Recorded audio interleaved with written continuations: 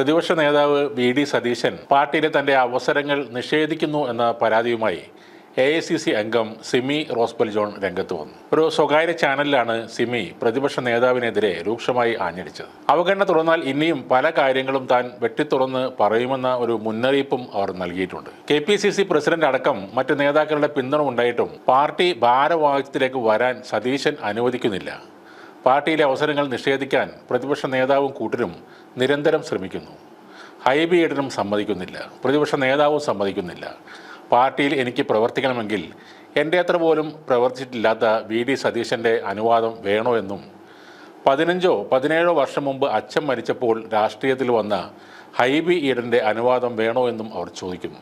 എനിക്ക് അർഹതയില്ലാഞ്ഞിട്ടാണോ എന്നേക്കാൾ ജൂനിയറായ ദീപ്തി മേരി വർഗീസിനെ KPCC ജനറൽ സെക്രട്ടറി ആക്കിയതും മാധ്യമ വിഭാഗത്തിൻ്റെ ചുമതല നൽകിയതും? അതൊക്കെ എന്നെ ഒഴിവാക്കാൻ വേണ്ടി തന്നെയാണ്. വേറൊരു പാർട്ടിയിലാണെങ്കിൽ ഇതൊന്നും ആരും സമ്മതിച്ചു കൊടുക്കില്ല. സ്ഥാനാർത്ഥിയെ തോൽപ്പിക്കാനായി നടന്നു, LDFന് വോട്ടുകൾ ചോർത്തി കൊടുത്തു. പിന്നീട് പാർട്ടിയെ വെല്ലുവിളിച്ചിട്ട് പോലും ഈ ദീപ്തിക്കെതിരെ എന്ത് നടപടിയെടുത്തു എന്നാണ് സിമി റോസ്ബൽ ചോദിക്കുന്നത്.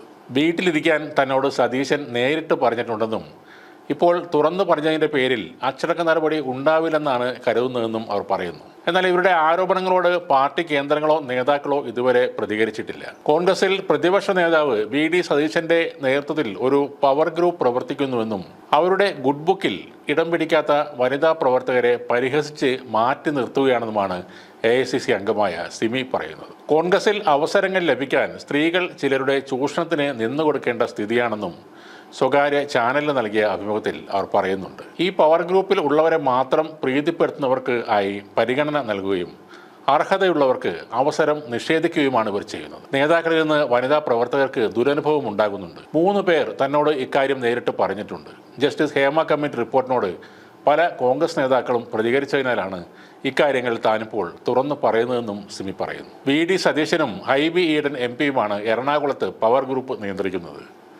ജെബി മേത്തർ, ദീപ്തി മേരി വർഗീസ് എന്നിവർക്ക് മുൻഗണന നൽകുമ്പോൾ താനടക്കമുള്ള മുതിർന്ന വനിതാ നേതാക്കളെ മാറ്റി നിർത്തുന്നു എന്നും സിമി ആരോപിക്കുന്നുണ്ട്. ഇവരൊക്കെ അർഹതയില്ലാതെ അവസരങ്ങൾ നേടിയത് സ്വാധീനവും ബന്ധങ്ങളും മൂലമാണെന്നും സിമി റോസ്ബൽ ജോൺ പറയുന്നു.